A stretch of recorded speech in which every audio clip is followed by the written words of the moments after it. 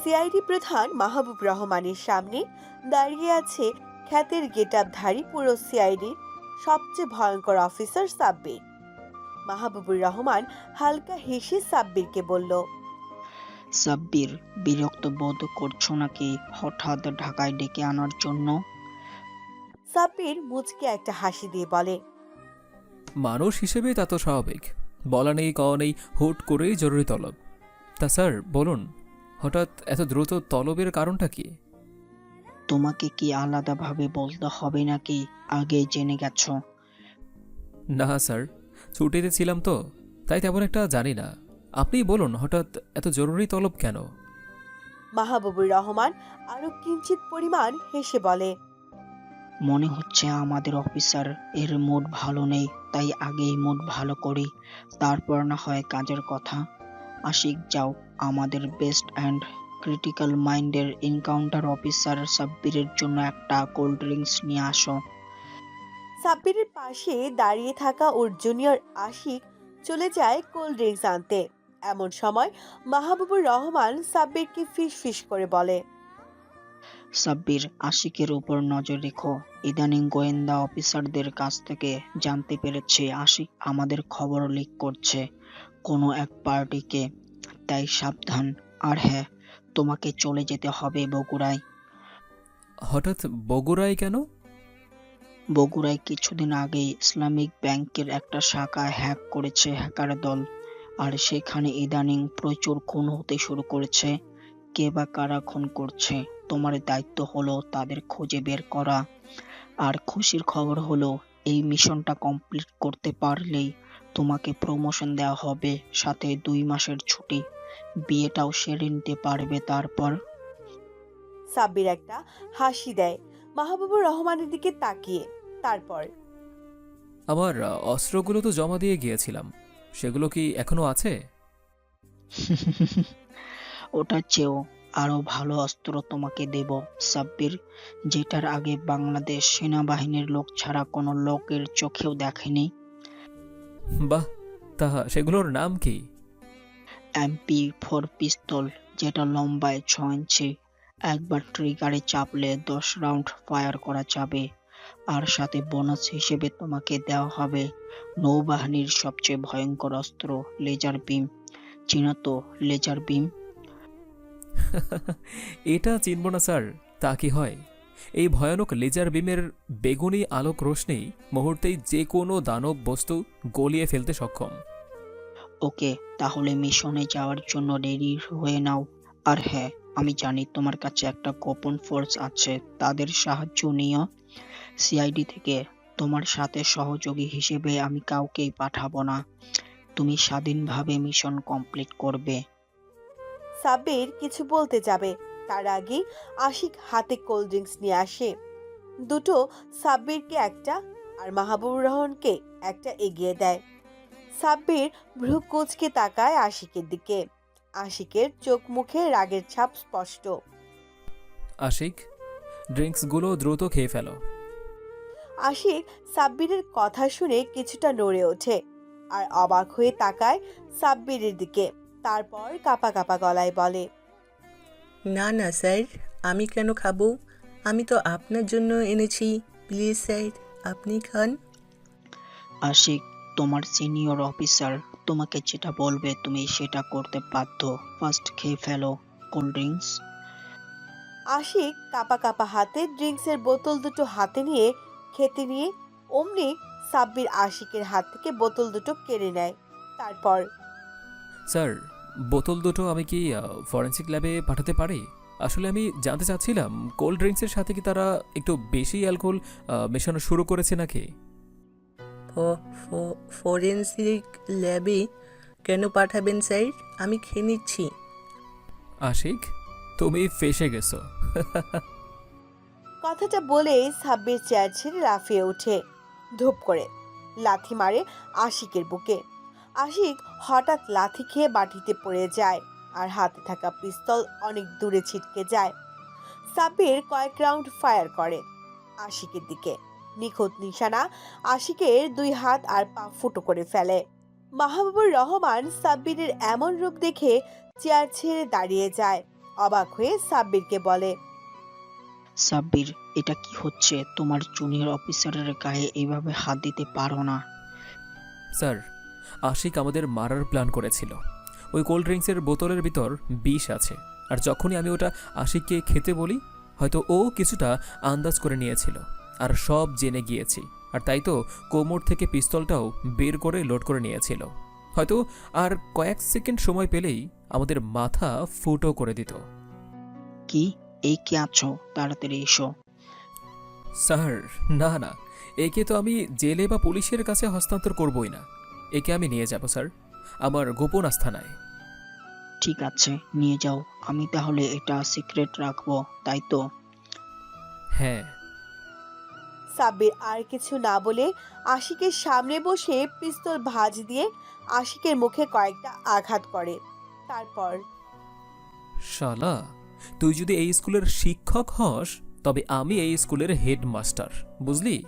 তুই তো বেটা ভেবেছিস গুলি লোড করার শব্দটা আমি শুনতে পারবো না। সত্যি মাস্টার মাইন্ড তুই। গুলি লোড করার সময় ইচ্ছে করেই কাচের বোতলে জোরে শব্দ করেছিলি। এখন চল, তোর শরীরের চামড়াগুলো আমি গৌরর মতো ছিলব। স্যার, আসছে। সাব্বির কথাটা বলে আশিককে একটা বিশাল কাঠের বাক্সে সম্পূর্ণ উলঙ্গভাবে তুলে নিয়ে চলে আসে। সাব্বির চলে যেতেই মাহবুবুর রহমান একটা শান্তির নিঃশ্বাস ফেলে, কারণ সাব্বিরের রাগী আগুন ঝাড়ানো চোখ দেখে মাহবুবুর রহমান খুবই ভয় পান। আর একটু আগেই ওর কাণ্ড দেখে আরো ভয় পেয়ে যান তিনি। সাব্বির আশিককে নিয়ে বাহিরে আসতেই একটা হেলিকপ্টার সাব্বিরের সামনে ল্যান্ড করে। সাব্বির হেলিকপ্টারে উঠে বসে আর আশিকের বাক্সটা ঝুলিয়ে দেয় হেলিকপ্টারের সাথে। সাব্বির হেলিকপ্টারে বসে তাকায় পাইলটের দিকে। পাইলট মুচকি হাসছে। Louis, good job. তুমি আমাকে না বললে তো আমি খেয়ে নিতাম কোল্ড ড্রিঙ্কস। বস, এসব কামাল তো আপনার নিজেরই। খুব দক্ষতার সাথে একটা স্পাই ড্রোন বানিয়েছেন। আচ্ছা শোনো, আমাদের বগুড়ায় যেতে হবে। নিউ মিশনে স্টিফেনকে চলে আসতে বলো। ওকে বস। সাব্বির আর কোনো কথা না বলে জানালা দিয়ে বাহিরে তাকায়। পাখির মতো আকাশে ভাসছে ও। এমন সময় সাব্বিরের ফোন বেজে ওঠে। হ্যালো। তোমাকে বলতে ভুলে গিয়েছিলাম, তোমার অস্ত্রগুলো বগুড়ার সদর সেনানিবাস থেকে সংরক্ষণ করে নিও, কেমন? Okay sir. সাব্বির ফোন কেটে দিয়ে লুইসকে বলে, লুইস, সোজা আমাদের আড্ডাখানায় চলো। আশিকের একটা ব্যবস্থা না করে আমি মিশনে যাব না। ওকে বস।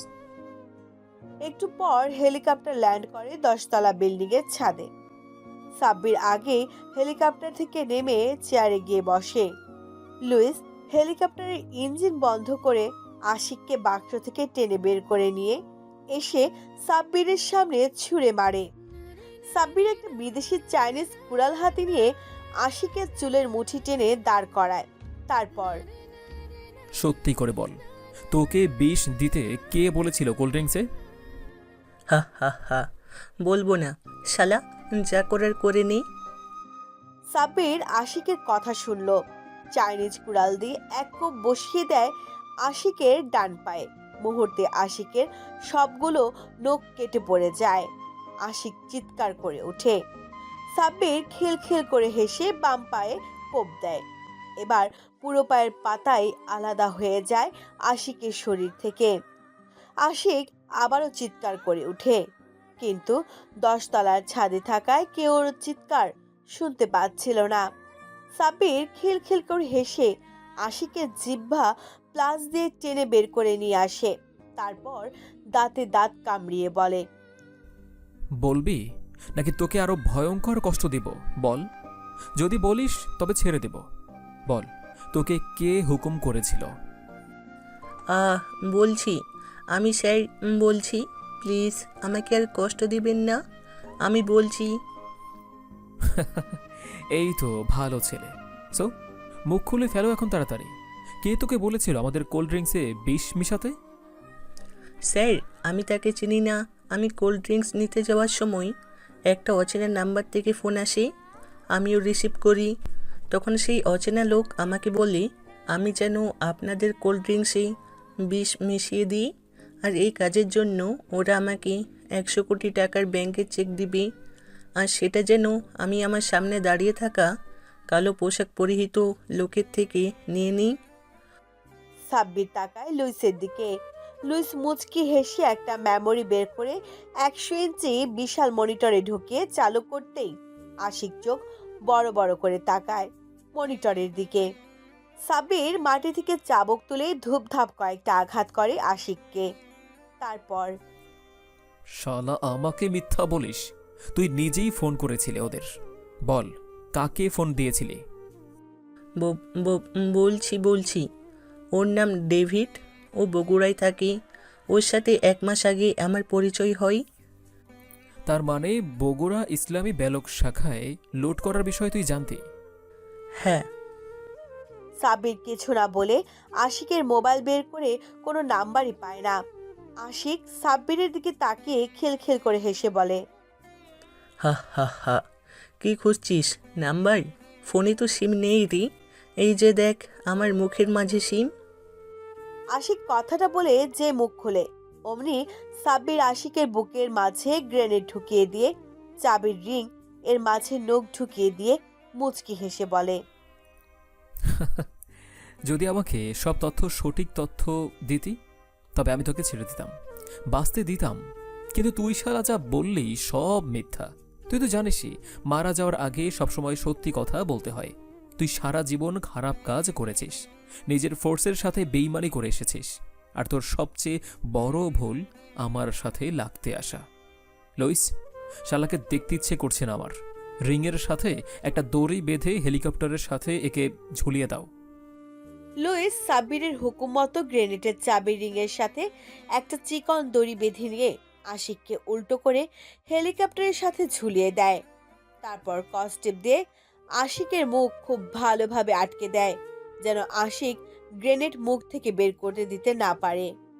সাব্বির হেলিকপ্টারে উঠতে যাবে, অমনি একটা অপরিচিত হেলিকপ্টার এসে ল্যান্ড করে সাব্বিরের সামনে। সাব্বির হেলিকপ্টার থেকে নামতেই অপরিচিত হেলিকপ্টার থেকে একটা মানুষ নিজের চোখের সানগ্লাস দূরে ছুঁড়ে মেরে ছুটে এসে জড়িয়ে ধরে সাব্বিরকে। সাব্বির মুচকি হেসে ছেলেটার মাথায় হাত বুলিয়ে দিয়ে বলে, বাহ, এত দ্রুত চলে আসলে যে স্টেফেন। আরেকটু হলেই তো আমরা চলে যেতাম। আর বলবেন না বস, এয়ারপোর্টে অনেক ঝামেলা হয়েছিল। যাই হোক, চলুন বস, যাওয়া যাক। সাব্বির স্টিফেনকে নিয়ে হেলিকপ্টারে উঠে পড়ে। লুইস হেলিকপ্টার নিয়ে সোজা চলে আসে বঙ্গোপসাগরের মাঝখানে। সাব্বির ডেভিলদের মতো হেসে গ্রেনেডের দড়ি ধরে টান দেয়, আর লুইস একটা সুইচে চাপ দিতেই আশিক সাগরের দিকে পড়ে যেতে থাকে। সাগর থেকে 2 মিটার উপরে আসতে বিকট শব্দে ব্লাশ হয়ে যায় গ্রেনেড। মুহূর্তে টুকরো টুকরো হয়ে যায় আশিকের দেহ, যেগুলো সমুদ্র পড়তে মাছের একটা বিশাল ঝাঁক এসে খাদ্য হিসেবে গ্রহণ করতে থাকে। লুইস হেলিকপ্টার নিয়ে চলে আসে সোজা বগুড়া সদর সেনানিবাসে। সাব্বিরকে নামতে দেখে ছুটে আসে সেনানিবাসের জেনারেল, সাব্বিরের বন্ধু রুমান। সাব্বির হেলিকপ্টার থেকে নামতেই জেনারেল রুমান জড়িয়ে ধরে সাব্বিরকে। তারপর, দোস্ত, তবে আসলিস বাগুড়ায়? হ্যাঁ, এলাম ঘুরতে। তা আমার জিনিসগুলো আমাকে বুঝিয়ে দেয়। হ্যাঁ, ওগুলো আমি আমার রুমে রেখেছি, চল তোকে বুঝিয়ে দিই। সাব্বির জেনারেল রুমানের সাথে তার ক্যাবিনে যায়। রুমান সাব্বিরের সে অস্ত্রগুলো হ্যান্ড ওভার করতে গিয়ে সাব্বিরকে বলে, দোস্ত, সাবধানে ব্যবহার করবি। এই লেজার বিম খুব ভয়ানক কিন্তু। আর হ্যাঁ, এই লেজারের বেগুনি রশ্মি খুব ক্ষতিকর। চোখের সানগ্লাস পরে এটা ব্যবহার করবি। আচ্ছা ঠিক আছে, শোন, হেলিকপ্টারটা রেখে গেলাম। এটা কিন্তু সরকারি না, আমার নিজস্ব অর্থায়নে কেনা। এটা দেখে রাখিস। জেনারেল রুমান মুচকে একটা হাসি দেয়। তারপর, তোর জন্য সরকার গাড়ির ব্যবস্থা করেছে। বাইরে গিয়ে দেখ, তোর জন্য গাড়ি দাঁড়িয়ে আছে। ব্ল্যাক কালারের হেলডা সিভিয়ার 2022 মডেলের গাড়ি। এনজয়। আসছে। সাব্বির বেরিয়ে আসে রোমানের ক্যাবিন থেকে। এসে দেখে সত্যি একটা গাড়ি রাখা। সাব্বির ড্রাইভিং সিটে বসে, সাথে লুইস স্টিফেনও বসে পড়ে। গাড়ির কাঁচা 100 ছুঁই ছুঁই। শেরুরে সিরাজগঞ্জ হাইওয়েতে তীর বেগে ছুটে চলছে সাব্বির। ঠিক তখনই পরপর কয়েকটা পচা ডিম এসে আছড়ে পড়ে সামনের গ্লাসে। সাব্বির বুঝতে পারে ডাকাত আক্রমণ করেছে। সাব্বির দ্রুত গাড়ির ড্রাইভিং সিটে লুইসকে বসিয়ে দিয়ে গাড়ির পেছন দিক দিয়ে বের হয়ে অপেক্ষা করতে থাকে। একটু পরে জঙ্গলের মাঝে থেকে বেরিয়ে আসে কয়েকটা ডাকাত। সবার হাতেই দেশীয় অস্ত্র। সাব্বির M4 পিস্তল বের করতে গিয়ে থেমে যায়। মুচকি হেসে মনে মনে বলে, এইসব ছোটখাটো ডাকাতদের মারতে কামান বের করার কোনো মানেই হয় না। সাব্বির লেজার বিম বের করে গাড়ির পেছন থেকে বের হয়ে ডাকাতদের দিকে তাকিয়ে মুচকি হাসি দিতেই ডাকাতটা সাব্বিরের দিকে তেড়ে আসতে যাবে। অমনি সাব্বির লেজার বিমের ট্রিগারের চাপ দিয়ে এক টান মারে। মুহূর্তে দু টুকরো হয়ে যায় ডাকাত দলের সদস্যরা, সাথে লাশ পোড়ার দুর্গন্ধ। সাব্বিররা আবারও গাড়িতে উঠে বসে। লুইস অনেক আগেই গ্লাস পরিষ্কার করে ফেলেছে। আবারও চলতে শুরু করে সাব্বির। ভোর হয়ে এসেছে। সাব্বির পৌঁছে যায় বগুড়ার প্রাণকেন্দ্র সাতমাথায়। সাব্বির গাড়ি থেকে নেমে লুইসকে বলে, গাড়িটা রেখে তোমরা চলে যাও, আমি এখানে কিছু কাজ করব। ও আমার চলে যাওয়া মানে বুঝেছ? এটাই যদি এতদিনও না বোঝে বস, তবে এতদিন হলো কেন আছি আপনার সাথে? তাহলে এসো। লুইস আর স্টিফেন অন্ধকারের মাঝে যায়। সাব্বির একটা টঙের দোকানে গিয়ে বসে। তারপর, একটু অপেক্ষা করেন মামা, এক্ষুনি দিচ্ছি। সাব্বির বসে বসে চেয়ে থাকে সাত মাথার ভাস্কর্যের দিকে। চাওয়ালা মামা সাব্বিরের সামনে চায়ের কাপ এগিয়ে দিয়ে বলে, মামা এই নেন আপনার মালাই চা। সাব্বির চাটা নিয়ে একটা চুমুক দিয়ে চাওয়ালার দিকে তাকিয়ে বলে, মামা একটু বগুড়ার বিষয়ে বলো তো, নতুন এসেছি তো, কোনো বিপদ হবে কি? আর বিপদ মামা, বগুড়ের অবস্থা ভালো না, দেখছেন না পুরো এলাকা ফাঁকা। এইতে কয়েক মাস আগেই সারা রাত লোক থাকতো আমার দোকানে, এখানে চা খেত, সারা রাত আড্ডা দিত। কিন্তু 1 মাস আগে হঠাৎ এক খুন হয়, ওই যে চত্বর দেখছেন না ওর সামনে। তারপর থেকে আস্তে আস্তে একের পর এক খুন হতে থাকে, যার জন্য লোকজন আর বাড়িতে বের হয় না সন্ধ্যার পরে। তাহলে তুমি একা এই শুনশান এলাকায় কিভাবে আছো? ভয় করে না? ভয় করলে কি আর সংসার চালাতে ভাইজান? সারাদিন রিক্সা চালিয়ে রাতে এখানে চা বিক্রি করি। রিক্সা চালিয়ে যা পাই সেটা দিয়ে সংসার চালাই, আর এই চা বিক্রি করে যা পাই বেটা বেটির পড়াশোনা খরচ চালাই, সাথে বউয়ের টুকটাক ছড়ি ফিতা কিনে দিই। বাহ, মামিকে দেখছি খুব ভালোবাসো মামা। তাহলে শুনলাম এখানকার নাকি একটা ব্যাংক লুট হয়েছে। সেই ব্যাংকে তোমার টাকা ছিল নাকি? আরে মামা মজা নাও নাকি, সংসার চালানোর টাকাই পাই না, আবার নাকি ব্যাংকের টাকা রাখবো। ওটা আমার স্বপ্নের মতো, জীবনেও ব্যাংকের ভিতরে ঢুকিয়ে দেখিনি ব্যাংকে কেমন হয় দেখতে। সাব্বির চায়ের বিলটা মিটিয়ে চলে যাবে আসতে। এমন সময় চাওয়ালা সাব্বিরকে বলে, মামা কই থাকো তুমি? এই যে পাশের বিল্ডিংয়ের 10 তলায়। সাব্বির আর কিছু না বলে চলে আসি গাড়িতে। গাড়ি স্টার্ট করে চালাতে শুরু করে গন্তব্যে। পুরো বগুড়া শহর টহল দেওয়া। গাড়ির কাঁটা 70 ছুঁই ছুঁই। এমন সময় খুব স্পিডে একটা গাড়ি সাব্বিরকে পাশ কাটিয়ে চলে যায়। সাব্বির দ্রুত গাড়িটা রাস্তার পাশে সাইড করে। গাড়ির ইঞ্জিন বন্ধ করে দিয়ে নিজের কানের হাত রেখে চোখ দুটো বন্ধ করে ফেলে। এমন সময় হঠাৎ বাঁচাও শুনতে পায় কোনো মেয়ের চিৎকার, বাঁচাও।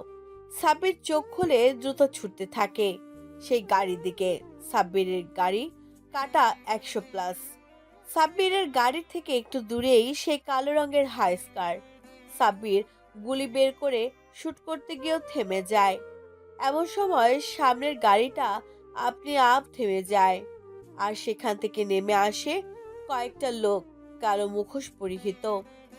সাব্বির দ্রুত গাড়ি ইউটার্ন নিয়ে অনেক দূর চলে আসে। গাড়ি থেকে নেমে পড়ে। সাব্বিরকে পেছনে যেতে দেখে গাড়ি থেকে নেমে আসা লোকগুলো আবার গাড়ির দিকে ছুটতে থাকে। অমনি সাব্বির পরপর 2 রাউন্ড গুলি করে। সাব্বিরের নিখুঁত নিশানা গাড়ির 2 চাকা ফুটো করে ফেলে। গাড়িতে থাকা লোকগুলো ছুটে আসতে থাকে সাব্বিরের দিকে। সাব্বির দেরি না করে ফায়ার করে। মুহূর্তে সবগুলো লোকের দেহ নিথর হয়ে রাস্তার উপর মুখ থুবড়ে পড়ে। সাব্বির এগিয়ে যেতে থাকে গাড়ির দিকে। গাড়ির সামনে গিয়ে গাড়ির দরজা খুলতে একটা বুলেট এসে সাব্বিরের ডান হাতে লাগে।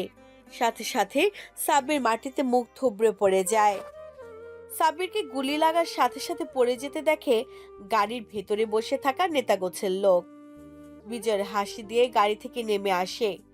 সাব্বিরের দিকে তাকিয়ে রাগে বুট জুতোর কয়েকটা লাথি মারে সাব্বিরকে। তারপর গাড়ি থেকে একটা মেয়েকে টেনে হিঁচড়ে নিচে নামিয়ে এগিয়ে যেতে থাকে সাব্বিরের গাড়ির দিকে। এমন সময় সাব্বির চোখ খুলে তাকায় নেতাগোছের লোকের দিকে। তারপর মুচকি হেসে কোমর থেকে লেজার বিম বের করে ট্রিগারে চাপ দিতেই ভয়ানক বেগুনি রশ্মি নেতাগোছের লোকের মাথায় ফোড়ফাড় করে দেয়। সাব্বির এগিয়ে যায় মেয়েটার দিকে সাব্বির তাকিয়ে দেখে মেয়েটা একটা ডানা কাটা পরি। সাব্বির দ্রুত নিজের মনকে বুঝিয়ে মেয়েটাকে বলে, এই মেয়ে, তোমার নাম কি? মেয়েটা সাব্বিরকে কি বলছে সাব্বির শুনতে পেয়েছে কিনা ও জানে না। তার আগেই মাটিতে পড়ে যায়। মেয়েটি দ্রুত সাব্বিরের হাতের পালস চেক করতে গিয়ে দেখে সাব্বিরের হাতে গুলি লেগেছে আর অতিরিক্ত রক্তক্ষরণের কারণে সাব্বির জ্ঞান হারিয়ে ফেলেছে। সাব্বিরের যখন জ্ঞান ফেরে নিজেকে দেখতে পায় একটা সুন্দর বিছানায়। আশেপাশে চোখ ঘুরিয়ে ঘুরিয়ে দেখতে থাকে। দেয়ালে বড় ফ্রেমে একটা ছবি টাঙানো, যেখানে একটা মধ্যবয়স্ক লোক একটা মেয়েকে জড়িয়ে ধরে আদর করছে। সাব্বির বুঝতে পারে হয়তো তারা বাবা মেয়ে। বিছানা থেকে উঠতে গিয়ে দেখে ওর হাতে ক্যানোলা লাগানো আর বাম হাতে ব্যান্ডেজ। হাতে হালকা চাপ দিতেই ব্যথায় শিউরে ওঠে সাব্বির। হাত ছেড়ে দিয়ে সামনে তাকাতেই দেখতে পায় একটা মেয়ে হাতে ট্রে নিয়ে দাঁড়িয়ে আছে। সাব্বিরের জ্ঞান ফিরতে দেখে মেয়েটি হেসে বলে, হাই, আমি জেনিফা। আমি ভেবেছিলাম খাবারগুলো নিয়ে এসে আপনাকে ডেকে তুলবো, কিন্তু এসে তো আমি সারপ্রাইজ হয়ে গেলাম। আপনার জ্ঞান ফিরে এসেছে। হ্যাঁ, কিন্তু আপনাকে চিনলাম না তো। ইস, আপনি তো দেখছি মনে রাখতেই পারেন না কিছুই। গত রাতে আপনি তো আমাকে গুন্ডাদের হাত থেকে বাঁচাতে গিয়ে গুলি লেগেছিল আপনার হাতে, মনে নেই? ও হ্যাঁ, মনে পড়েছে। তা আপনার কোনো ক্ষতি হয়নি তো? আর আমার গাড়িটা কই? টেনশন নেই, গাড়িটা আমাদের গ্যারেজে রেখেছি। তা আপনি কোথায় যাবেন? কোথায় আবার? হোটেলে যাব। আপনি কি বগুড়ায় নতুন? হ্যাঁ, আমি ঢাকা থেকে এখানে এসেছি ঘুরতে। আপনাকে অসংখ্য ধন্যবাদ আমার সেবা করার জন্য। ধুর, আমার আরও আপনার উপর কৃতজ্ঞতা প্রকাশ করা উচিত, কারণ আপনি আমাকে না ওই গুন্ডাদের হাত থেকে বাঁচিয়েছেন। না হলে হয়তো ওরা এতক্ষণে আমাকে ধর্ষণ করে মেরেই ফেলতো। ভয় নেই। আচ্ছা, আপনি কি বাসায় একাই থাকেন নাকি? আর অত রাতে আপনি একা কোথায় গিয়েছিলেন? আসলে আমি সিঙ্গাপুর থেকে আজই সকালে দেশে ফিরে এসেছি, কিন্তু আমার ভিসা জটিলতায় এয়ারপোর্টে আটকে থাকতে হয় সারা দিন। শেষে রাত 8টায় এয়ারপোর্টের লোকজন তাদের ভুল স্বীকার করে, আর তারপর ভিসা সম্পূর্ণ বৈধ থাকা সত্ত্বেও আমাকে হয়রানি করা হয়েছিল। তো আমি সেই মুহূর্তেই এই বগুড়া আসার জন্য একটাই গাড়ি ভাড়া করি, উবারই। সব কিছু ঠিকই ছিল, কিন্তু হঠাৎ করেই রাস্তায় কয়েকটা লোক উবার চালককে গাড়ি থেকে নেমে দেয়। আমাকে জোর করে তুলে নিয়ে গিয়ে যাচ্ছিল। তারপরে তো আপনি তো জানেন কি হলো। আচ্ছা, আপনি একা আসতে গিয়েছিলেন কেন? আপনার বাবা মা বা ভাইকে বলতে পারতেন। আসলে আমার আম্মু মারা গেছে অনেক আগে, আর আমি আমার বাবা মায়ের একমাত্র সন্তান।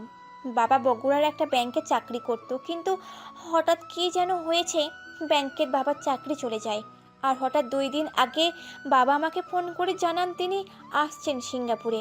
আমি অত্যন্ত খুশি মনে অপেক্ষাও করছিলাম, কিন্তু বাবা সিঙ্গাপুরে পৌঁছায়নি। 2 দিন আমি বাবার ফোনে 1000 বার বেশি কলে কন্ট্যাক্ট করার চেষ্টা করেছি, কিন্তু কোনো লাভই হয়নি। আমি বুঝে গিয়েছিলাম বাবার কিছু একটা হয়েছে, তাই আর আমি সিঙ্গাপুরে বসে থাকতে পারিনি, একাই চলে এসেছি দেশে। ও, আপনার বাবা কোন ব্যাংকে চাকরি করত? জেনিফা অনেকক্ষণ ভাবার পর বলল, ইসলামী ব্যাংকে চাকরি করত, ম্যানেজার পথে। কি আপনি কি জানেন এই ব্যাংকটা কিছুদিন আগে হ্যাক করে প্রায় 10,000 কোটি টাকা লুট করেছে হ্যাকারের দল? আপনাকে কি কিছু বলেছিল আপনার বাবা? না, আমাকে কিছু বলেনি, তবে আমি লাস্ট যখন বাবার সাথে কথা বলেছিলাম তখন একটা বিকট শব্দ হয়েছিল। তারপর থেকে বাবার সাথে আমি কন্টাক্ট করতে পারছি না। সাব্বির আর কিছু বলতে যাবে তার আগেই কারো পায়ের শব্দ পেয়ে সাব্বির দ্রুত ঘরের লাইট বন্ধ করে দিয়ে টেবিলের ওপর থেকে নিজের পিস্তলগুলো কোমরে গুজে জেনিফাকে নিয়ে দরজার আড়ালে চলে যায়। একটু পরেই গুলির বৃষ্টি শুরু হয়।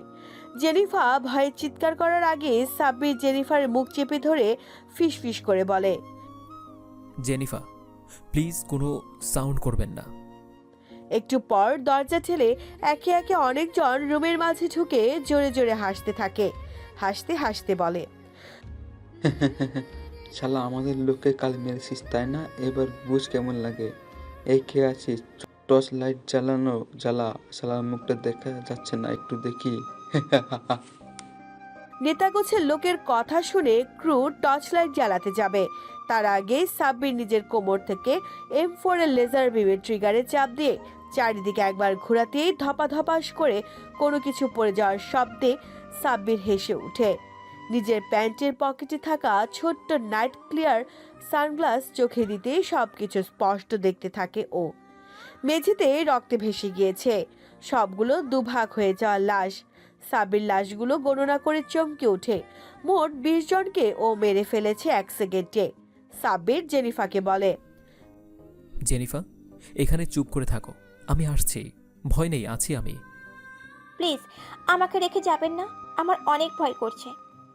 সাব্বির উপায় না পেয়ে জেনিফাকে নিয়ে রুম থেকে বাহিরে বের হয়ে আসে।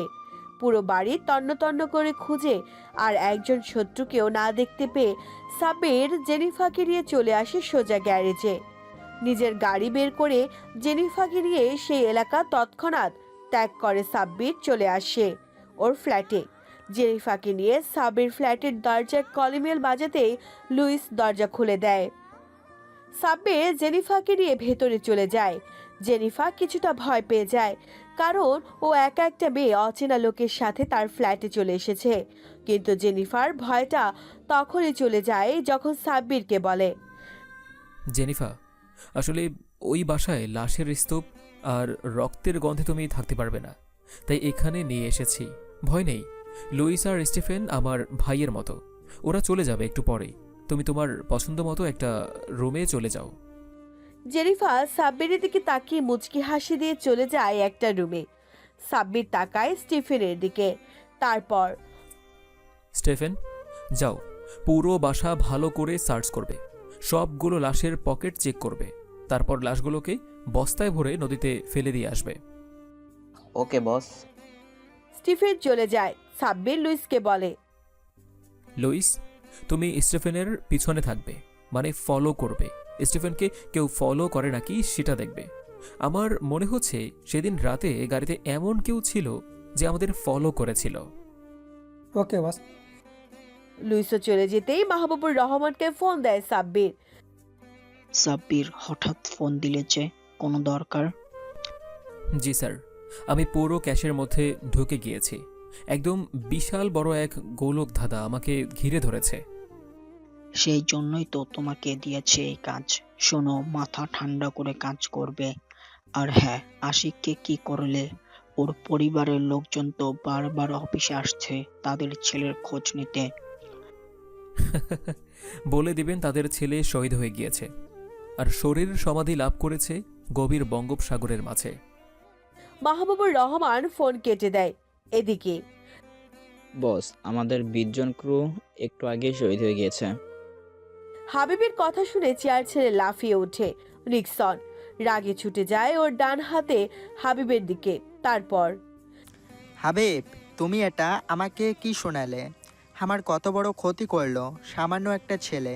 তুমি জানো আমার লোকের দিকে একটা পুলিশও চোখ তুলে তাকাতে পারে না। কিন্তু বস, ওই শালা তো আমাদের লোকদের একদম টুকরো টুকরো করে ফেলেছে। হ্যাঁ, সে টুকরো টুকরো করে ফেলছে, আর তুমি সেটা আমাকে গর্বের সাথে এসে শোনাচ্ছ। খোঁজ নাও ওই কুত্তার বাচ্চাকে। শালাকে এর জন্য পস্তাতে হবে। হ্যাঁ, অনেক পস্তাতে হবে। বস, আমার মনে হচ্ছে ইসলাম ব্যাংকের ম্যানেজার রহিম সাহেব বলতে পারবে ওই ছেলেকে, কারণ ওই শালার বাসাতেই আমাদের লোক খুন হয়েছে।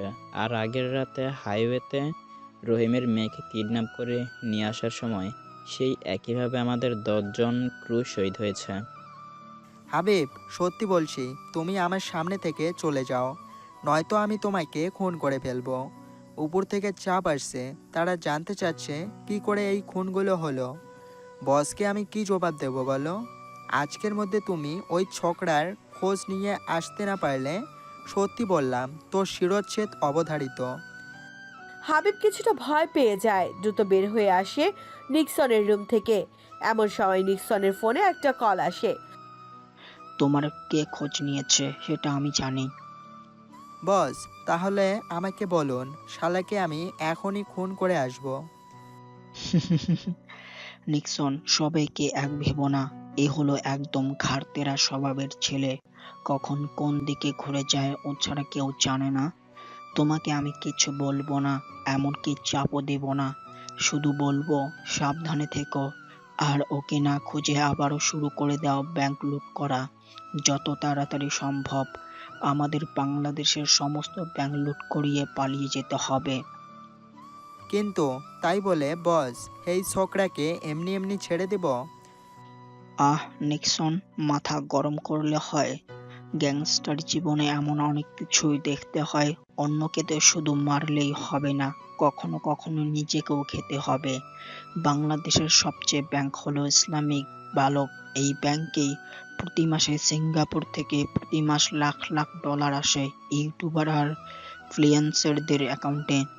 রহিমের বাচ্চাকে তো জীবিত রেখেছ, ওই তো ইসলামিক বালকের ম্যানেজার। শালাকে ধরো, অত্যাচার করে ওই সব জানে কিভাবে ওদের ব্যাংক থেকে বাংলাদেশের ব্যাংকের হাজার হাজার কোটি টাকা ট্রান্সফার করা যায়।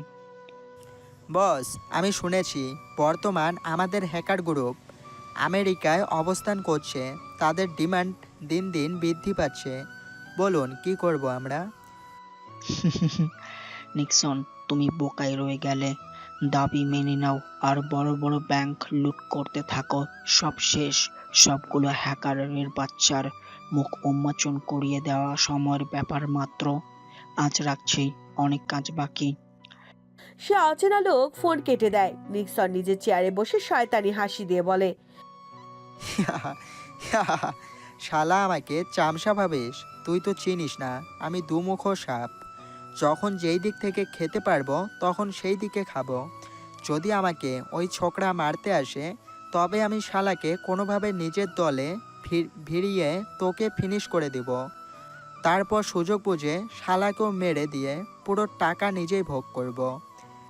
এদিকে সে অচেনা লোক ফোন কেটে দিয়ে নিক্সনের মতোই ভাবতে থাকে কি করে সে সম্পূর্ণ টাকা একা ভোগ করবে। এদিকে হাবিব তন্ন তন্ন করে খুঁজতে ব্যস্ত সেই ছোকরাকে, যে ওদের এতগুলো লোককে মেরে দিয়েছে। হাবিব প্রথমেই লোকজন নিয়ে যেতে থাকে রহিমের বাসায়, কারণ ওখানেই ওর লোকের শেষ লোকেশন ছিল। এদিকে লুইস দূর থেকে অচেনা কোনো গ্যাংকে দেখে দ্রুত ফোন দেয় স্টিফেনকে। তারপর স্টিফেন গাড়ির রহিম সাহেবের বাসার সামনে না দাঁড় করিয়ে সোজা চলে গিয়ে আবার পেছন থেকে আসবে। লুকিং গ্লাসে দেখো 5টা অচেনা গাড়ি, এগুলো আমাদের শত্রু। যে কোনোভাবে এদের মধ্যে থেকে একটাকে আমাদের জীবিত ধরতে হবে আর বসের সামনে হাজির করতেই হবে। ওকে। স্টিফেন রহিম সাহেবের বাসার সামনে গাড়ি দাঁড় না করিয়ে সোজা চলে যায়। এদিকে লুইস ওর গাড়ির স্পিড কমিয়ে দেয়। হাবিব সোজা রহিম সাহেবের বাসার সামনে এসে গাড়ি দাঁড় করিয়ে ভেতরে যেতেই চমকে ওঠে। পুরো বাসায় দুর্গন্ধে ভরপুর। ক্রু, ফার্স্ট লাইট জ্বালাও। এত গন্ধ কিসের? বস, মনে হচ্ছে লাশের গন্ধ। কেমন যেন আমার মনে হচ্ছে আমাদের বিপদ হতে চলছে। হাবিব রাগে হেডশুট করে ক্রুকে, তারপর হুঙ্কার ছেড়ে বলে, এই হাবিব যেখানে আছে সেখানে কোনো ভয় নেই। হাবিবের হুঙ্কার শুনে বাকি সব ক্রু চুপ হয়ে যায়। এমন সময় লাইট জ্বলে। উঠে হাবিব হাঁটতে গিয়ে হঠাৎ স্লিপ কেটে মেঝেতে খুব জোরে আছড়ে পড়ে, চিৎকার করে ওঠে। আহ! সব ক্রু ছুটে এসে হাবিবের দিকে লাইট মারতে চিৎকার করে ওঠে। ক্রুরা ভয়ে সবাই পালিয়ে যায়, কারণ মেঝেতে পড়ে গিয়ে হাবিবের পুরো শরীরে রক্ত লেগে ভয়ঙ্কর পিশাচের মতো লাগছিল। হাবিব রাগে সবগুলো ক্রুকে গালি দিতে দিতে একাই এগিয়ে যায় দোতলার দিকে। যত এগিয়ে যাচ্ছে হাবিব, ততই ঝাঁঝালো একটা ভটকা গন্ধ নাকে আসতে থাকে হাবিবের। দোতলার প্রথম রুমে গিয়ে রুমে লাইট জ্বালাতে হাবিব চিৎকার করে ওঠে, কারণ পুরো রুম জুড়ে দুভাগ হয়ে যাওয়া পোড়া লাশ। সবার নাড়ি ভুঁড়ি বের হয়ে গিয়েছে, যেগুলো ভয়ঙ্কর বন্যশাল এসে চিবিয়ে খাচ্ছে। ঘৃণায় আর গন্ধে বমি করতে করতে ছুটে আসতে থাকে নিচে। বাসা থেকে বের হতে কোনো কিছুর সাথে উষ্টা খেয়ে হাবিব মুখ থুবড়ে পড়ে যায়। কোনো রকমে উঠে সামনে তাকাতে ভয়ে কাঁপতে কাঁপতে জ্ঞান হারিয়ে ফেলে, কারণ ওর সামনে আরো 10টা লাশ পড়ে আছে। এদিকে লুইস আর স্টিফেন হাসতে হাসতে বেরিয়ে আসে আড়াল থেকে। তারপর এই হলো গ্যাংস্টার সালায় ভিতু, সামান্য লাশ দেখি এই অবস্থা। চল যাওয়া যাক, আমাদের তো টার্গেট পূরণ হয়েছে। একজনকে জীবিত দরকার ছিল, আমাদের শালাকেই পেয়ে গেছি। হ্যাঁ চল। হাবিবের জ্ঞান ফিরতেই নিজেকে বাধা অবস্থায় দেখতে পেয়ে ভয় শিউরে ওঠে। আস্তে আস্তে বলে, কে আছো? সামনে আসো। কেন আমাকে বেঁধে রেখেছো বলো? এমন সময় আড়াল থেকে লুইস আর স্টিফেন বের হয়ে এসে হাবিবের সামনে দাঁড়ায়। তারপর, এই যে আমরা আছি শালা, তোর না খুব সাহস আমাদের সাথে লাগতে এসেছিস? টেনশন নেই, তোর যে পাকনাটুকু গজিছে সেটা আমাদের বস এসে কেটে দেবে, বুঝলি? আমাকে ছেড়ে দাও, আমি তোমাদের অনেক অনেক টাকা দিব। দয়া করে আমাকে তোমরা মেরো না। বাহ, তোর দেখি হাওয়া ফুস। আমাদের বস অসুস্থ বুঝলি, তিনি সুস্থ হয়ে আসুক, তারপর তোর হিসাব হবে। এখন এখানেই থাক। হাবিবকে রেখে লুইস আর স্টিফেন চলে যায়। হাবিব অন্ধকারের মাঝে চিৎকার করে বলতে থাকে। কে আছো? আমাকে বাঁচাও। এদিকে রাত শেষে ভোর হয়ে গেলেও হাবিবের কোনো আশার নামগন্ধ না পেয়ে রেগে যায় নিক্সন। রাগে একের পর এক ফায়ার করে আকাশের দিকে। তারপর হাতে চাবুক নিয়ে চলে আসে ভূগর্ভের রুমে, যেখানে রক্তাক্ত অবস্থায় পড়েছিল একটা মধ্যবয়স্ক লোক। নিক্সন সোজা সেই লোকের সামনে গিয়ে বলে, কি রে বুড়ো, সত্যি করে বল তোর সাথে কে কে আছে? হা হা হা, কিরে গুন্ডা, তোর মাথায় কি গিয়েছে? আমার সাথে আবার কে থাকবে শুনি? আগেই তো জানতে চাইতি বাংলাদেশ ব্যাংকে গোপন কার্ড কি, আর এখন বলতেছিস আমার সাথে কে আছে? তবে শুন, আমার সাথে আমার আল্লাহ আছে। তোকে আমি চাইলেই এখনই টুকরো টুকরো করে ফেলতে পারি, তবে করছি না। কেন জানিস? আগে তোর ওই লোককে আমি খুঁজে বের করব, তারপর তোর সামনে শালাকে কুপিয়ে মারব। আমার 40 জন কুরুকে সে হত্যা করেছে। হা হা, আলহামদুলিল্লাহ। তাহলে জালিমদের মারতে কেউ এসেছে? নিক্সন রাগে লাথি মারে রহিম সাহেবের মুখে। হঠাৎ বুটজোতর লাথিকে রহিম সাহেবের মুখ থুবড়ে পড়ে যায় মাটিতে। নিক্সন বিজয়ের হাসি দিয়ে চলে যায় সেখান থেকে। এদিকে গত রাত থেকে সাব্বিরকে রুম থেকে বের হতে না দেখে জেনিফার নিজেই সাব্বিরের রুমে নক করে। সাব্বির, ভিতরে আসবো? সাব্বির বিছানায় জ্বরে কাতরাতে কাতরাতে কোনো রকমে বলে, হ্যাঁ এসো জেনিফা। জেনিফা আস্তে আস্তে রুমে এসে সাব্বিরকে গরমের মাঝে কম্বল মুড়ি দিয়ে সাব্বিরকে শুয়ে থাকতে দেখে জেনিফার দ্রুত সাব্বিরের পাশে বসে। সাব্বিরের মাথায় হাত রাখতেই চমকে যায়, পুরো শরীর প্রচন্ড গরম। জেনিফা সাব্বিরকে বলে, এই আপনি এত কেয়ারলেস কেন শুনি? এতটা জ্বর হয়েছে আপনার, তবুও কেন ডাকেননি আমাকে? একা একা রুমে শুয়ে কষ্ট পাচ্ছেন। কি বলবো, যাই হোক, তুমি রুমে যাও জেনিফা। একটু পরেই আমার ভাই লুইস আসবে খাবার নিয়ে, তখন খাবারটা খেয়ে নিও। আমাকে আপনার খাদক মনে হয়? আপনার এই অসুস্থতায় মাঝেও বলছেন আমি খাবো? সাব্বির কিছু বলতে যাবে তার আগে জেনিফা সাব্বিরের মুখ চেপে ধরে বলে, তারপর, চুপ, জাস্ট চুপ। আপনি আর একটা কথা বলবেন না। উঠুন দেখি, একটু শরীরটা মুছে দিতে হবে। আরে না না, তুমি যাও জেনিফা, লুইস এলে ওই করে দেব। জেনিফা রাগী চোখে তাকায় সাব্বিরের দিকে, তারপর কড়া গলায় বলে, আর একটা কথা বললেই ঠাস করে একটা থাপ্পড় দিয়ে বললাম। আমি ডাক্তার আর আপনি কি না আমার চেয়ে বেশি বুঝেন? আপনার না হলেও 104 ডিগ্রি বেশি জ্বর। এখন আপনার শরীর মুছে না দিলে আপনি মারা যেতে পারেন। সাব্বির কিছু বলতে যায়, এর আগেই জেনিফার সময় নষ্ট না করে উঠে চলে যায় বাথরুমে। এক বালতি পানি আর তোয়ালে ভিজিয়ে নিয়ে এসে সাব্বিরকে উঠে বসায়। তারপর, এই গেঞ্জিটা খুলে দেবো, হাতটা তুলুন। সাব্বির হাত তুলতে গিয়ে ব্যথায় কুকিয়ে ওঠে। আহ ইস, সরি সরি সরি সরি, আমার মনেই ছিল না আপনার হাতে ব্যান্ডেজ করা। দাঁড়ান, আমি কেচে নিয়ে আসছি। জেনিফা এক দৌড়ে কেচি নিয়ে এসে কুচকুচ করে পুরো গেঞ্জি কেটে ফেলে। সাব্বির লজ্জায় পুরো লাল হয়ে গেছে। জেনিফা সাব্বিরের অবস্থা দেখে বলে, সাব্বির, লজ্জার কিছুই নেই। এখন দেখি চুপচাপ শুয়ে পড়ো তো, মাথায় একটু পানি দিয়ে দিই। সাব্বির বাধ্য ছেলের মতো মাথা খাটের কোড়ায় রেখে শুয়ে পড়ে আর জেনিফা সাব্বিরের মাথায় পানি ঢালতে থাকে। এমন সময় দরজায় কলিং বেল বাজায়। জেনিফা উঠে গিয়ে দরজা খুলে দিতেই দেখে লুইস এসেছে। লুইস জেনিফার দিকে তাকে মুচকি হেসে বলে, আপু এই নিন, খাবার আছে এখানে, ভাইকে বলবেন আর কিছু লাগলে যেন আমাদের বলে। লুইস কথাটা বলে চলে যেতে নিবে, অমনি জেনিফা লুইসকে বলে, এই লুইস, তোমরা মানে তুমি আর তোমার ছোট ভাই কোথায় যাচ্ছ? আর সকালে খাবার খেয়েছো?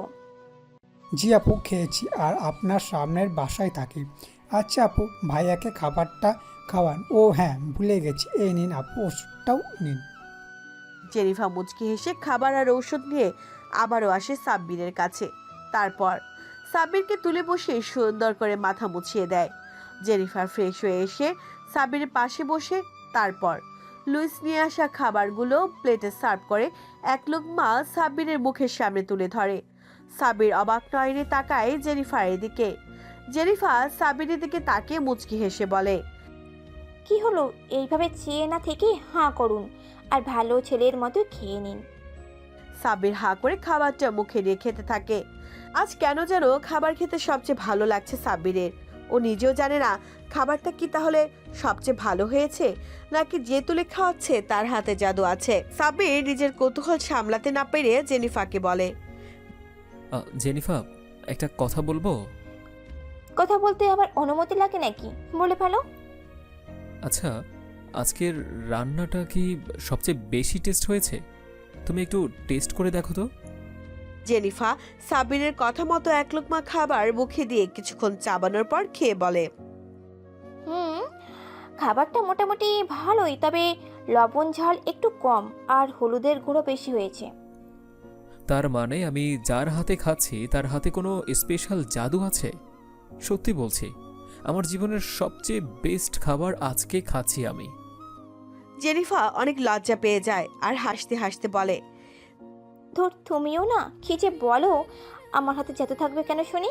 আমিও তো তোমার মতোই সাধারণ মানুষ। না না, কোনো একটা বিষয় তো নিশ্চিত আছে।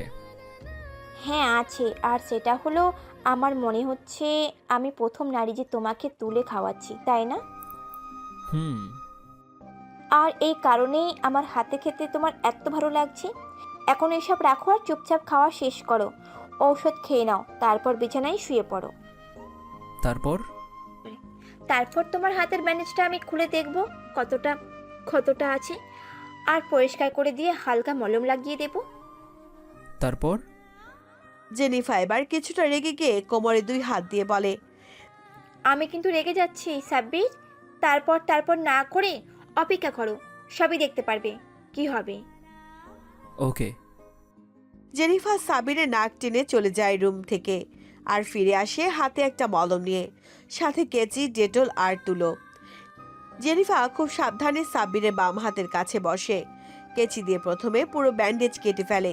তারপর দেখে ক্ষতটা শুকিয়ে গিয়েছে অনেকটা।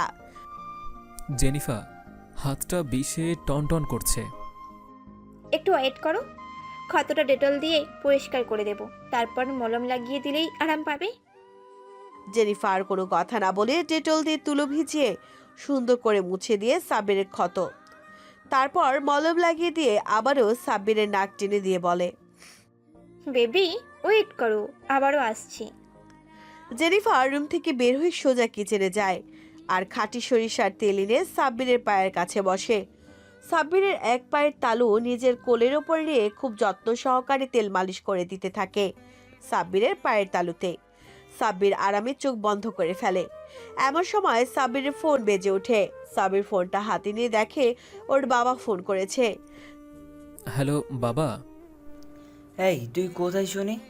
আমাদের বলে গেলি তুই যাবি আর আসবি, তা এই আজ 6 দিন হয়ে গেল তবুও তো আসলি না।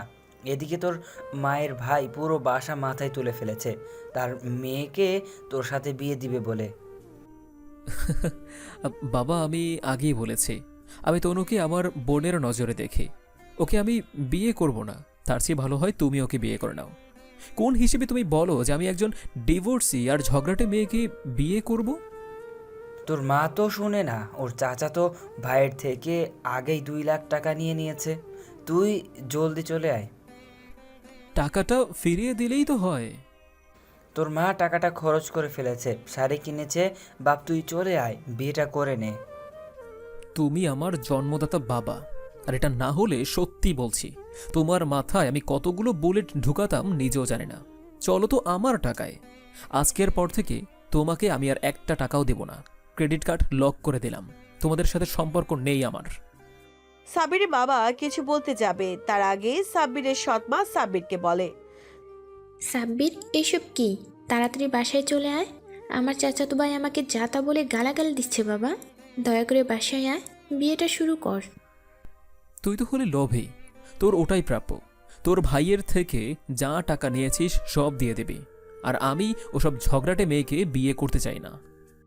সাব্বির বেশি বুঝছিস কিন্তু।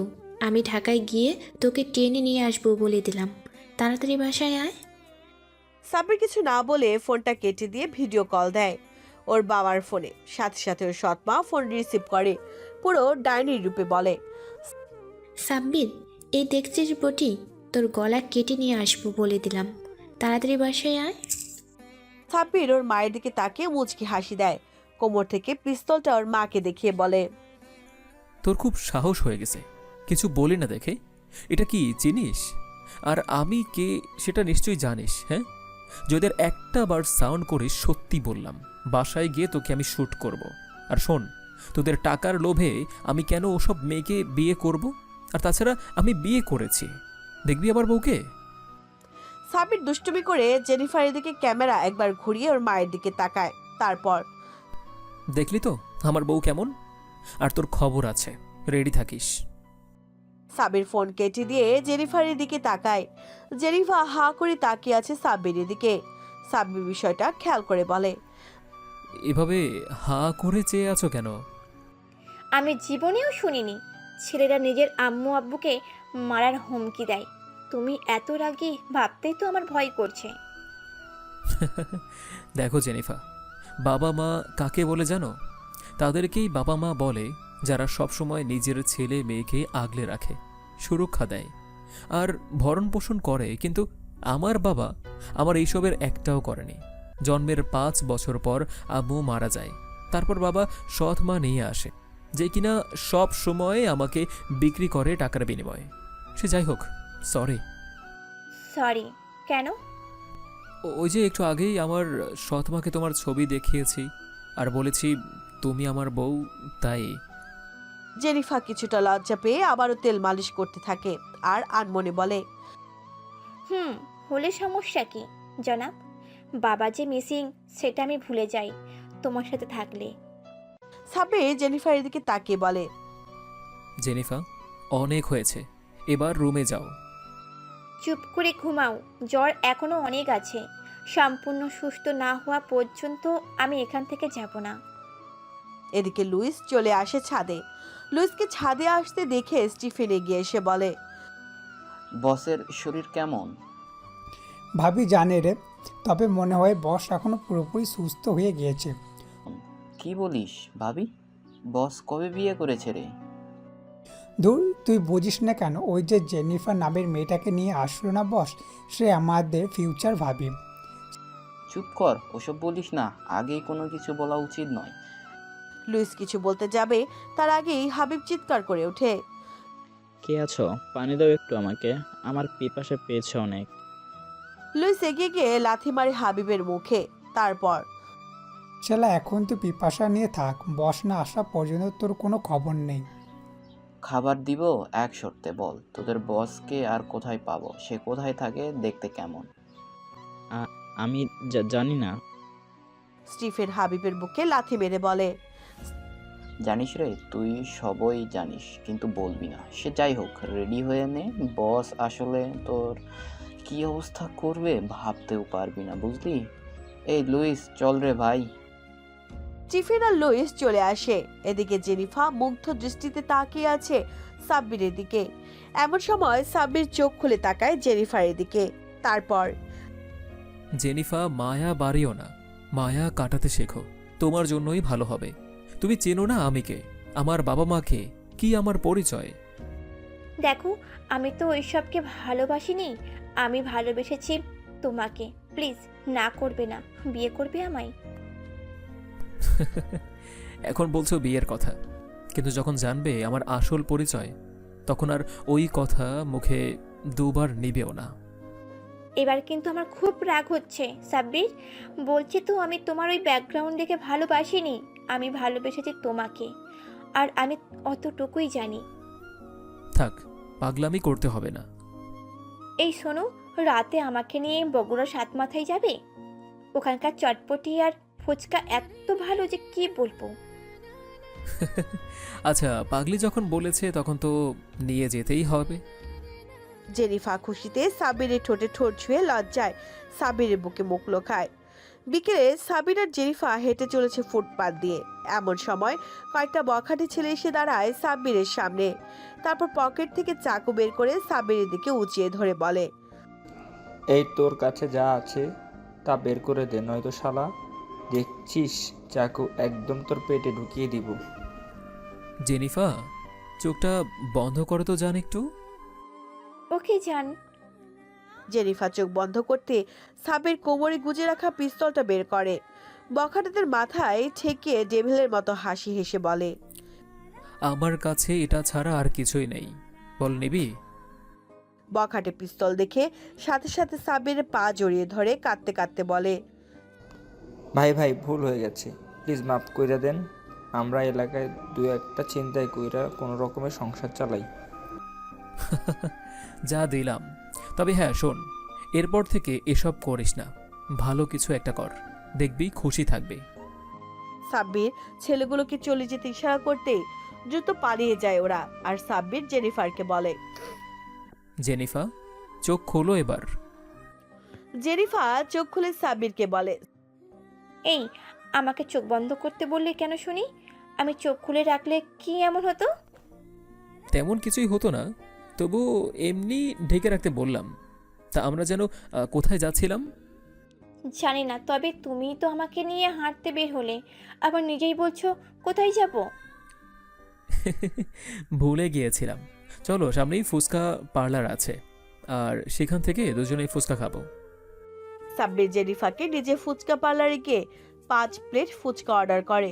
একটু পর ফুচকা আসতে সাব্বির খাওয়া শুরু করে। জেনিফা চেয়ে থাকে সাব্বিরের দিকে। সাব্বির খেতে খেতে আর চোখে তাকায় জেনিফারের দিকে। জেনিফা চেয়ে আছে ওর দিকে, তাই কিছুটা লজ্জা পেয়ে সাব্বির খাওয়া বাদ দিয়ে জেনিফাকে বলে, কি হলো জেনিফা, এভাবে চেয়ে আছো কেন? ফুচকা খাও। আমি কি খাবো? আমি তো তোমার খাওয়া দেখেই তো অবাক। এইভাবে তুমি ফুচকা খাবে কল্পনাও করিনি। আসলে ফুচকা খেতে অনেক অনেক ভালো লাগে, বলতে পারো আমার ফেভারিট। সে যাই হোক, তুমি খাচ্ছ না কেন? ভয় হচ্ছে না জানি খেতে কেমন হবে, আমি কখনোই খাইনি এইটা। ওকে, তুমি তাহলে হা করো, আমি নিজেই খাইয়ে দিচ্ছি।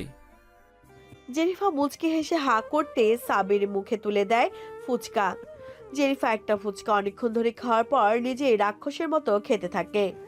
সাব্বির জেনিফার দিকে তাকে মুচকি হেসে বলে, কি জেনিফা, এখন তো দেখছি তুমি নিজেও আমার মতো খাচ্ছ। উফ, এটা এত ভালো খেতে জানতামই না তো আমি। এই মামা, আমাকে আরো 5 প্লেট দিয়ে যান না প্লিজ।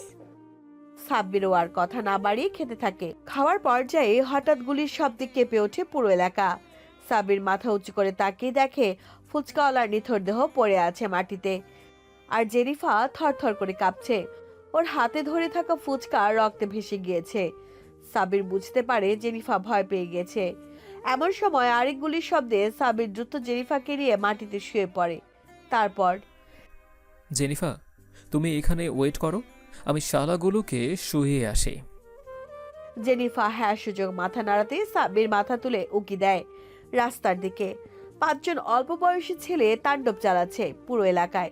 সাবির দেরি না করে লেজার বিম বের করে ছেলেগুলোর দিকে তাক করে ট্রিগারে চাপ দিতেই লেজার বিমের বেগুনি রশ্মি দুদিকে 2 টুকরো করে ফেলে ছেলেগুলোকে। হঠাৎ 2 টুকরো লাশ দেখে আশেপাশে সবাই চিৎকার করে চোখ বন্ধ করে ফেলে। লাশের পেটে এখনো আগুন জ্বলছে। সাবির এগিয়ে যায় একটা ছেলের দিকে, কারণ ও তখনও জীবিত ছিল, কিন্তু পা দুটো আলাদা হয়ে যাওয়ায় পালাতে পারেনি। সাবির ছেলেটার চুলের মুঠি টেনে ধরে নিয়ে আসে আড়ালে। তারপর ছেলেটার মুখের মাঝে লেজার বিম ঢুকিয়ে দিয়ে বলে, বল শালা, তোরা কে, আর এখানে গুলি চালাচ্ছিস কেন? কখনো বলবো না শালা, কিছু করতে পারবি না আমার। তাই? তোর পা কিভাবে কেটে গেল কিছু জানিস? তোর মুখে যে পিস্তলটা ঢুকিয়ে রেখেছি না, এটা দিয়ে চুপচাপ বল, নয়তো তোর গলাটাও ওভাবে দুভাগ করে দেব রে শালা।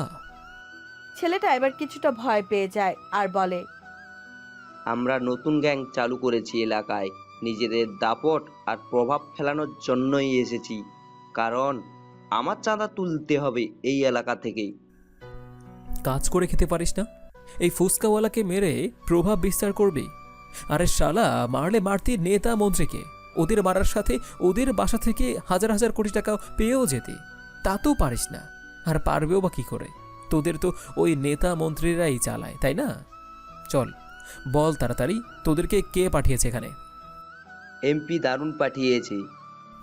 চল, এবার তোকেও মরতে হবে, কারণ ফুচকাওয়ালা কেমন অনুভব করেছে গুলি খেয়ে, সেটা তো তোকেও অনুভব করতে হবে, তাই না?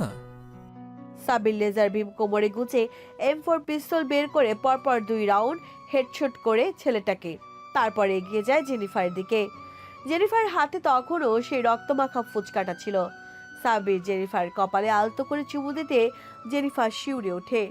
ভয়ে সাবিরকে খুব শক্ত করে জড়িয়ে ধরে আর বলে, সাবির জান, প্লিজ আমাকে এখান থেকে নিয়ে চলো। আমি আর জীবনে ফুচকা খাবো না। সাবির জেনিফাকে নিয়ে চলে আসার সময় ফুচকার দোকান থেকে 1 ব্যাগ ফুচকা আর চটপটি তুলে নিয়ে চলে আসে বাসায়। চটপটি ফুচকাগুলো রেখে জেনিফাকে নিয়ে যায় বাথরুমে। তারপর, জেনিফা, গোসল করে নাও, নাকি আমি করিয়ে দেব? ইচ্ছে হলে করিয়ে দিতে পারো, আমার কোনো আপত্তি নেই। আজ হোক কাল, তোমারই তো সব। সাব্বির আলতো করে জেনিফারের ঠোঁট ছুঁয়ে দিয়ে বলে, আমি জানি তুমি আমার, তবে তো এখনো হও নেই, তাই তুমি গোসল করে এসো, আমার ক্ষুধা পেয়েছে অনেক। আমিও গোসল করতে গেলাম। সাব্বির আর কোনো কথা না বলে চলে আসে সেখান থেকে। নিজের বাথরুমে এসে গোসল করে। সাব্বির বের হতেই দেখে লুইস আর স্টিফেন ফুচকা বানিয়ে খাচ্ছে। সাব্বির মুচকি হেসে তাদের পাশে বসে নিজেও খেতে থাকে। এমন সময় জেনিফা গোসল করে রেডি হয়ে এসে সাব্বিরের পাশে বসতেই লুইস আর স্টিফেন চলে যেতে দিবে, অমনি জেনিফা বলে, আরে আরে ভাইয়ারা, কোথায় যাও? বসে খাও। সাব্বিরের দিকে করুণ চোখে তাকায় লুইস আর স্টিফেন। সাব্বির ওদের ইশারা করে বসে খেতে। সাব্বিরের হুঁ পেয়ে ওরা আবার বসে খেতে থাকে, কিন্তু ভুলেও জেনিফারের দিকে চোখ তুলে তাকায় না। সাব্বির, এটা চুরি করা হয়ে গেল না? এই গরিব লোকটার কি হবে এখন? সে তো বিনা কারণেই মারা গেল। তার পরিবারের লোকগুলো কিভাবে চলবে? আর লোকটার লাশ দাফন করা হয়নি। তুমি প্লিজ লোকটার খোঁজ নাও না, আর লাশটা দাফন করার ব্যবস্থা করো। আরে পাগলি, তোমার বলার আগেই করে ফেলেছি আমি। এই লুইস তার পরিবারের কাছে তাকে রেখে এসেছে তো? জি ভাই, লোকটা তেমন গরিব ছিল না, মধ্যবিত্ত ছিল, কারণ ফুচকা বিক্রি করে অনেক টাকা রোজগার করত। আমরা তার পরিবার হাতে এই ফুচকাগুলোর জন্য 1 লাখ টাকা বুঝিয়ে দিয়েছি। সাব্বির জেনিফারের দিকে তাকিয়ে বলে, কে পাগলি, দেখলে তো, আমি মালিককে না বলে আনলেও তার পরিবারের লোককে বলেছি, আর দামটাও দিয়েছি। ভালো করছো। তা এখন কি ফুচকাটাই খাবে নাকি ভাতও খাবে? ভাত তো নেই, রেস্টুরেন্টগুলো ভালো না, তুমি কিছু একটা করো। জেনিফার সাব্বিরের মাথায় একটা গাঁটটা মেরে চলে যায় কিচেনে, আর সাব্বির তাকায় লুইসের দিকে। তারপর, লুইস আর স্টিফেন, এমপি হারুনকে চেনো? জি বস, চিনব না কেন, ওরই লোক ছিল। ছেলেগুলো এমপি হুরান নতুন করে গ্যাংস্টার দুনিয়ায় এসেছে। আগে নিকিন্স এর সাথে কাজ করতো, কিন্তু বর্তমান ও নিকিন্সের সাথে সব কিছু ছিন্ন করেই একই কাজ করছে। বস, শুনেছি নিক্সনের এতে খুব রেগে গেছে এমপি হারুনের উপর। এটাই তো সুযোগ। স্টিফেন, দেখি ফোন দাও শালাকে, একটু আগুনের উপর ঘি ঢেলে দেই। স্টিফেন ফোন দেয় নিক্সনকে। এদিকে নিক্সন রাগে ফুঁসতে শুরু করেছে, কারণ এতদিনের চামচা হারুন ওর সাথে বেইমানি করে নতুন গ্যাং শুরু করেছে। এমন সময় ওর ফোন বেজে ওঠে অজানা নাম্বার থেকে। নিক্সন রিসিভ করে। হ্যালো, কে বলছিস? আমি কে সেটা তোর না জানলেও চলবে, কিন্তু আমি সত্যি মর্মাহিত রে। তোর সাথে এমপি হারুনটা কত বড় বিশ্বাসঘাতকতা করলো, তবুও তুই ওকে কিছুই করলি না। কি বলবো শালাকে, মন চাচ্ছে তো খুন করে ফেলি, কিন্তু সবচেয়ে বড় একটা আপদ এসেছে। যে শালা আমার 60টা লোককে খুন করে ফেলেছে, এইদিকে হাবিবের বাচ্চাও নিখোঁজ। তার মানে তোর কোনো পাওয়ারই নেই, তুই পঙ্গু শালা। নিজেই নেমে আয় আন্ডারগ্রাউন্ডে, আর হিংস্রতার সাথে তোর শত্রুদের মেরে শেষ করে দে এই দুনিয়া থেকে। আর হাবিব তো তোর সাথেও বেইমানি করেছে, ও এমপি হারুনের সাথে হাত মিলিয়েছে। ঠিক বলেছিস তুই, আমি আসছি। হারুনের বাচ্চা রেডি থাকিস। আর হাবিব, শালা তোকে এমনভাবে মারবো যে তুই ভাবতেও পারবি না। সাব্বির ফোন কেটে দিয়ে স্টিফেনকে বলে, নাম্বারটা কোথায় পেলে স্টিফেন? আর এই হাবিবের বাচ্চাকে?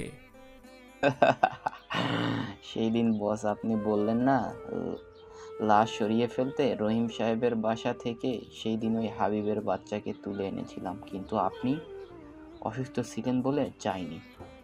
বস, এমপি হারুন এর নাম্বারটা কিন্তু আমার কাছে আছে, এই নিন, ফোন দিয়েছি।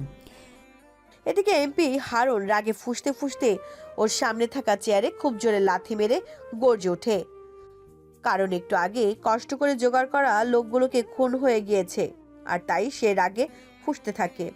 এমন সময় ওর ফোনটা বেজে ওঠে হাবিবের নাম্বার থেকে। বল হাবিব, কি বলবি? কি এমপি হারুন, খুব কষ্ট হচ্ছে নিজের লোকগুলো মারা যাওয়ায়? তবে শোন, আমি জানি কে খুন করেছে। বল বল, কে মেরেছে ওদের? নিক্সন নিজে মেরেছে তোর উপর শত্রুতা করে। আমি তো শালাকে ছেড়ে চলে এসেছি, আর গ্যাংও বানিয়ে ফেলেছি।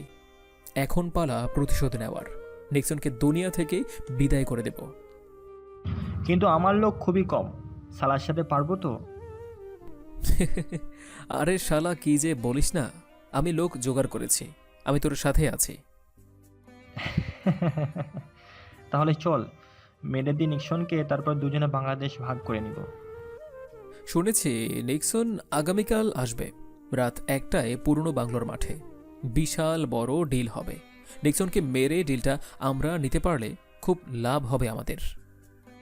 সাবির ফোন কেটে দিয়ে আবারও নিক্সনকে ফোন দেয়। নিক্সন ফোন ধরে। নিক্সন, বড় খবর আছে। হাবিব আর এমপি হারুন আসছে বাংলোর মাঠে ড্রিলের জন্য। ওই দিনই শালাদের মৃত্যুর দিন।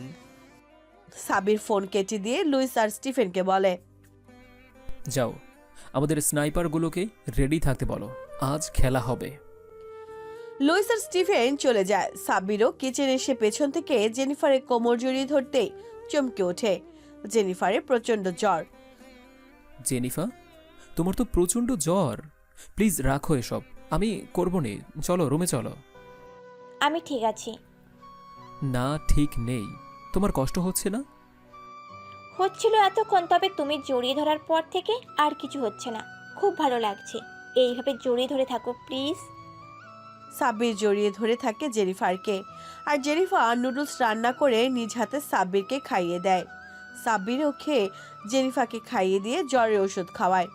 চলে আসতে যাবে অমনি জেনিফা সাব্বিরের হাত চেপে ধরে। কোথায় যাও? কাছে এসো তো, আমার সাথে ঘুমাবে আজ। সাব্বিরও আর বারণ করতে পারে না।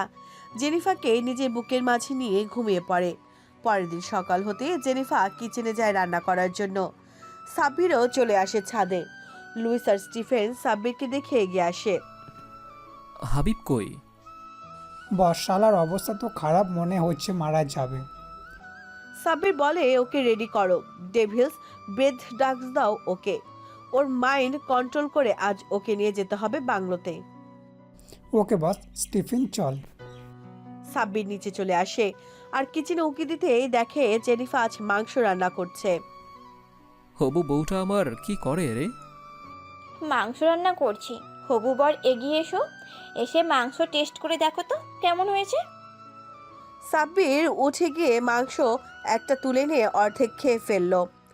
বাকিটা জেনিফারের মুখে তুলে দিয়ে বলে, অনেক অনেক ভালো হয়েছে পাগলি।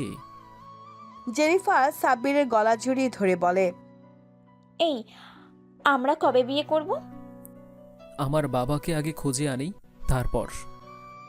আমার মন বলছে বাবা নেই সাব্বির, তিনি মারা গিয়েছেন। সাব্বির আলতো করে চুমু দেয় জেনিফারকে আর বলে, কি সব যে বড় না পাগলি, আঙ্কেল ভালো আছে, টেনশন করো না তো তুমি একদম। সাব্বির আর কিছু বলতে যাবে তার আগে জেনিফা বলে, বাদ দাও তো সাব্বির, ওইসব যাও, লুইস আর স্টিফেনকে ডেকে নিয়ে এসো, একসাথে খাবো সবাই। সাব্বির গিয়ে ডেকে নিয়ে আসে স্টিফেন আর লুইসকে। সবাই একসাথে খাওয়া দাওয়া শেষ করে চলে যায় যার যার রুমে।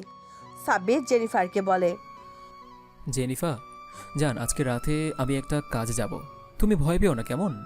বাইরের নিচে অনেক লোক থাকবে হাতে অস্ত্র নিয়ে। ঠিক আছে, তবে আসার সময় আমার জন্য আইসক্রিম নিয়ে আসতে ভুলবে না কিন্তু। ওকে জান, নিয়ে আসবো।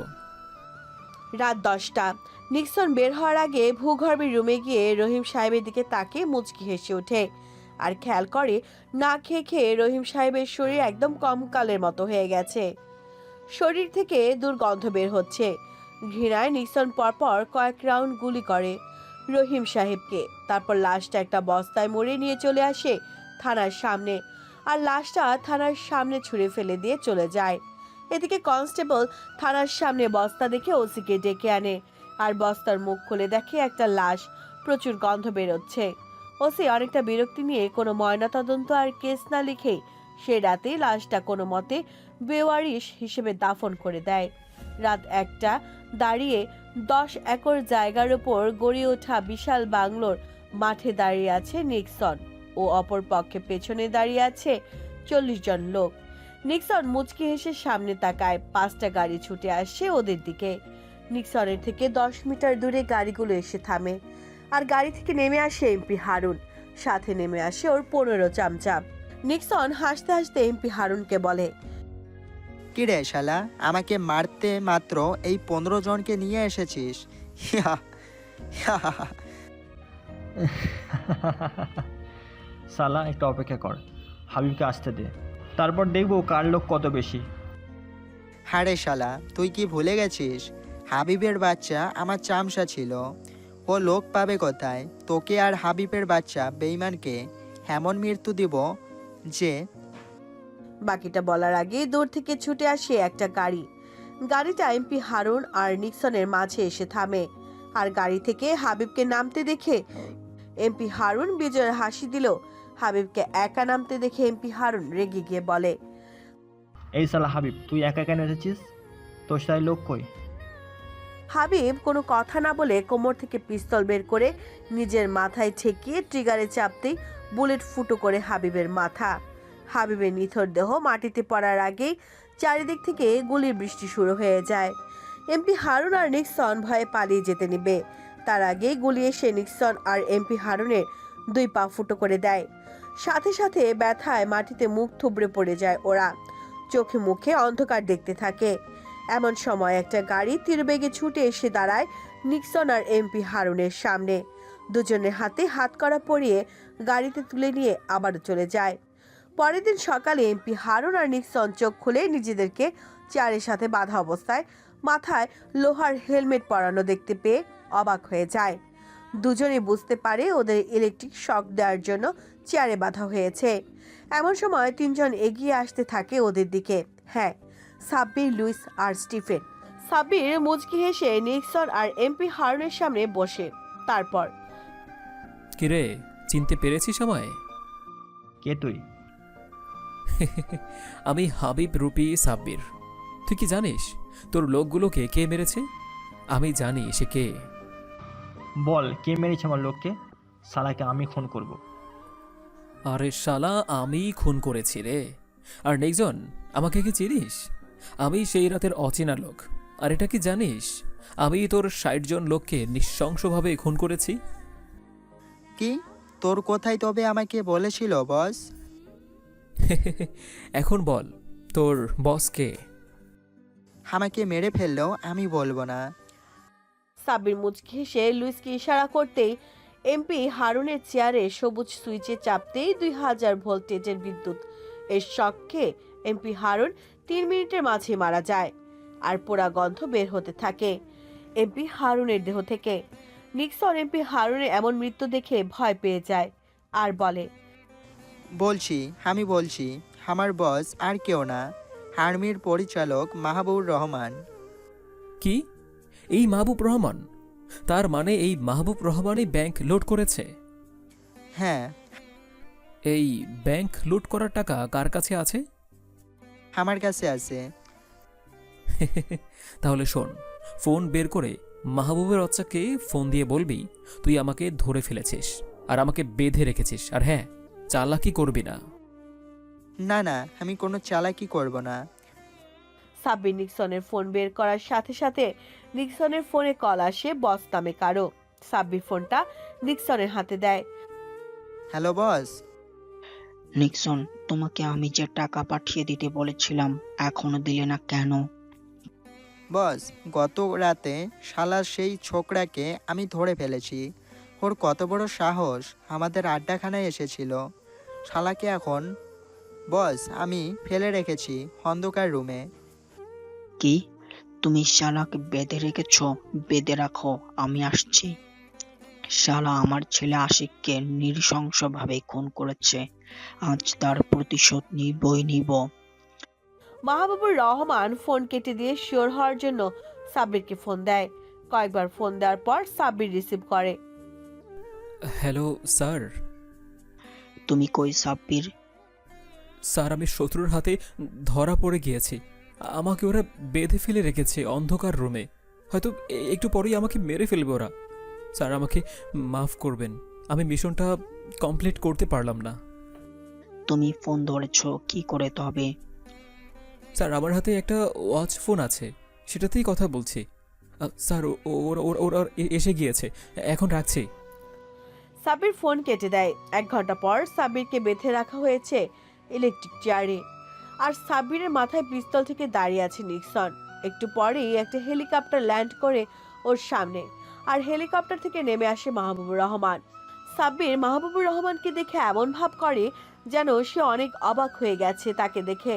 মাহবুবুর রহমান সাব্বিরের সামনে এসে বলে, কিরে শালা, অবাক হয়ে গেলি?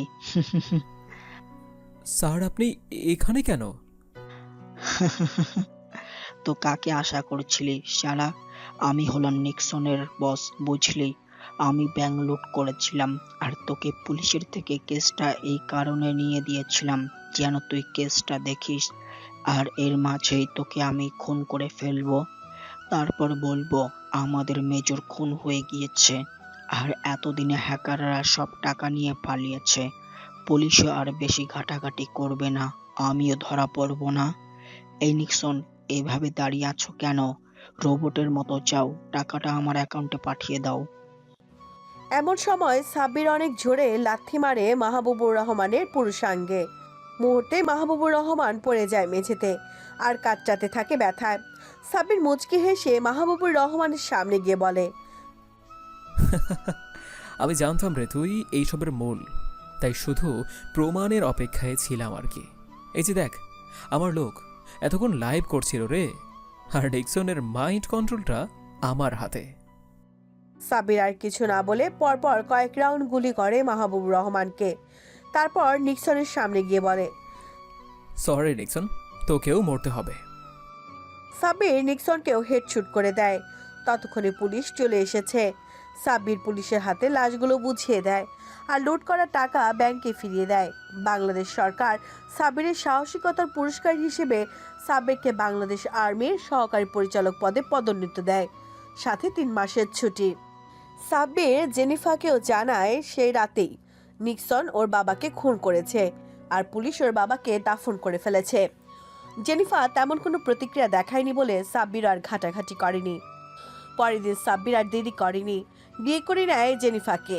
বিয়ে করে লুইস আর স্টিফেনকে সহ নিয়ে চলে যায় সিঙ্গাপুর। সেখান থেকে লুইস আর স্টিফেন সাব্বিরকে বিদায় জানিয়ে চলে যায় ওদের জন্মভূমি ইংল্যান্ডে। বাসর ঘরে সাব্বিরের বুকে মাথা রেখে জেনিফা সাব্বিরকে বলে, জান বলো না, কেন সেই দিন তুমি তোমার বাবা মার সাথে অমন ব্যবহার করেছিলে? শোনো, তবে আমার বাবা থাকলেও আম্মু নেই। যাকে আমি আম্মু বলে চিনি সে হলো আমার সৎ মা। ছোটবেলা থেকেই কখনো আমাকে পরিষ্কার পরিচ্ছন্ন থাকতে দেয়নি, সব সময় আমাকে চাকরের মতো কাজ করিয়ে নিত। আর সেই কারণে গ্রামের লোকেরা আমাকে একটা নাম দেয়, খ্যাত। ছোট বড় সবাই আমাকে খ্যাত বলেই ডাকত।